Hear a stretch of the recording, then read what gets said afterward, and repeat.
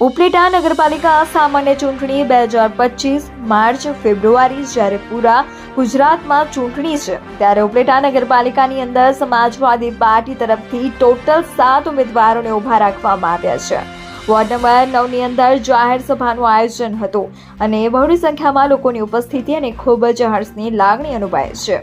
અને ward number 9 ની અંદર સમાજવાદી પાર્ટીના તમામ પેનલના કેન્ડિડેટ આરીફભાઈ નાથાણી, ઇમરાન હુસૈન, જાયદાબેન અને ફરીદાબેનને લોકોને ઘણો પ્રતિસાદ મળ્યો અને લોકોને વચન આપેલું છે કે વર્ષોથી વોર્ડ નંબર 9 ઘણી બધી યોજના અને નગરપાલિકા સુધી પહોંચાડશો તો બંધારણીય રીતે વોર્ડ નંબર 9ના લોકોને કઈ રીતે યોજનાનો લાભ દેવો એનું એ લોકોને સમાજવાદી પાર્ટીના પ્રદેશ ઉપાધ્યક્ષ મયુર સોલંકીએ અને ઉમેદવારોએ વચન આપેલ છે। ઉપલેટા નગરપાલિકા સામાન્ય ચૂંટણી 2025 માર્ચ ફેબ્રુઆરી જ્યારે પૂરા ગુજરાતમાં ચૂંટણી યોજાવા જઈ રહી છે ત્યારે ઉપલેટા નગરપાલિકાની અંદર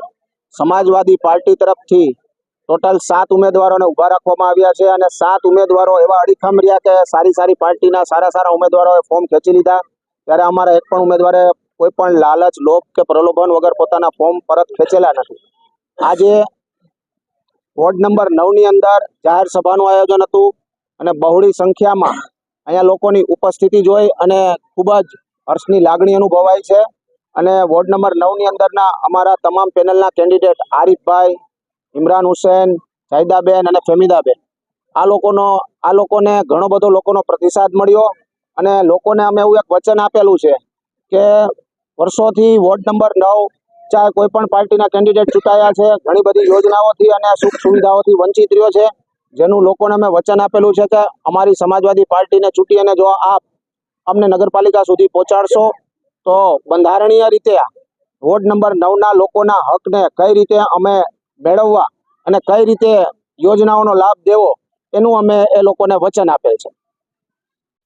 નિડર, નિષ્પક્ષ તેમજ પ્રજાપ્રિય ન્યૂઝ નેટવર્ક એટલે કે BN news Gujarati. BN news ગુજરાતીના ફેસબુક પેજને સર્ચ કરી લાઇક તેમજ ફોલો કરો, સાથે જ ઇન્સ્ટાગ્રામ પેજને પણ ફોલો કરો તેમજ યુટ્યુબ ચેનલને પણ સબસ્ક્રાઇબ કરો। બીએન ન્યૂઝ ગુજરાતી સર્ચ કરતાની સાથે જ તમામ સોશિયલ મીડિયા પ્લેટફોર્મ ઉપર બીએન ન્યૂઝ ગુજરાતીના ઓફિશિયલ પેજ આપને મળી જશે તેમજ સમગ્ર ગુજરાતના સમાચારો સાથે બીએન ન્યૂઝ ગુજરાતીની સાથે રહી અપડેટ રહો।